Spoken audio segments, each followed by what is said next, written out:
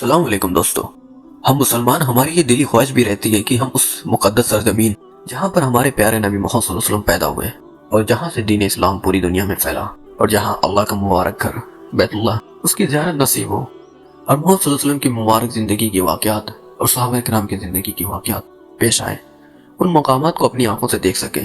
हम मुसलमान की ये दिली तमन्ना रहती है, लेकिन अफसोस की उस सरजमीन के हुक्मरान जो कि इस कदर दुनियावी मफादात में डूब गए कि उनके बारे में ये कहना कि उनके अंदर दीन की समझ और दीन की फिक्र बिल्कुल ही बाकी नहीं रही।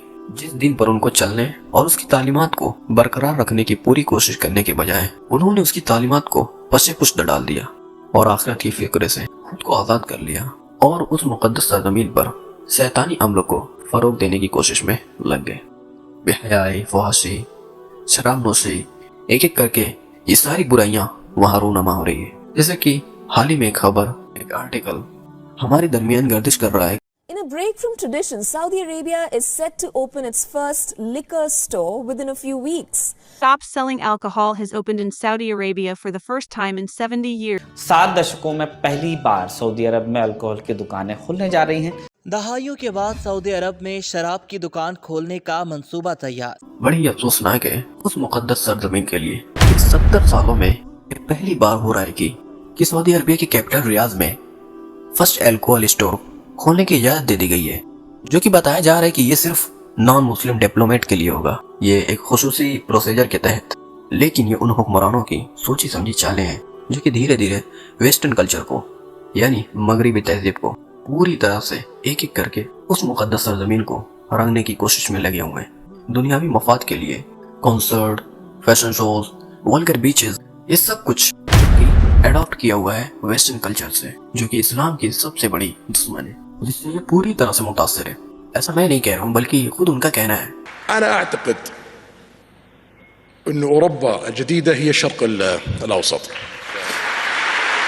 المملكة العربية السعودية في ال5 سنوات القادمة سوف تكون مختلفة تماما. जो कि पूरी दुनिया के सामने है, और वहीं उन अरबों के बारे में मोहम्मद सल्लल्लाहु अलैहि वसल्लम की कुछ पेशन गोइयाँ जो कि कुर्ब क़यामत की निशानी है।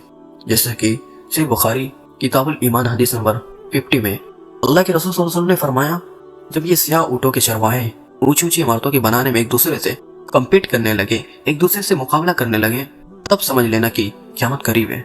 और ये बड़ी ही हैरत की बात है कि ये हदीस हमारी ही आंखों के सामने पूरी हो रही। जैसा कि हमें मालूम है कि दुनिया की सबसे बड़ी बिल्डिंग जो कि दुबई में है, बुर्ज खलीफा, लेकिन उससे भी बड़ी एक और इमारत बनाई जा रही है जो कि सऊदी अरबिया में है, यानी जिद्दा टावर।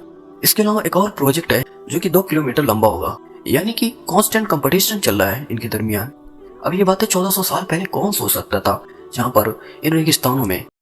और एक और पेशन हुई कि अल्लाह के रसूल सल्लल्लाहु अलैहि वसल्लम ने फरमाया कि क़यामत तब तक कायम नहीं होगी जब तक कि दुनिया में इस कदर माल की फरावानी हो जाए, इस कदर माल की कसरत हो जाए कि कोई शख्स अपने माल की ज़कात निकालेगा लेकिन उसको लेने वाला कोई नहीं होगा। और उसके अलावा क़यामत उस वक्त तक भी कायम नहीं होगी जब तक कि इस सरज़मीन अरब दोबारा से हरी भरी चरागाह और नहरों में तब्दील न हो जाए।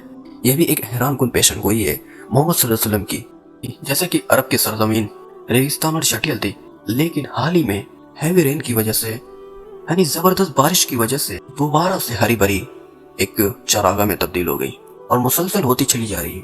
पेशन गोई भी मोहम्मद सल्लल्लाहु अलैहि वसल्लम की हमारी आंखों के सामने पूरी होती हुई नजर आ रही है, लेकिन इसके बावजूद भी वो अपनी बुराइयों में, अपनी बेहयाइयों में और अपनी दुनियावी मफादात में इस कदर डूब गए हैं कि उन्हें इसका भी एहसास नहीं हो रहा है।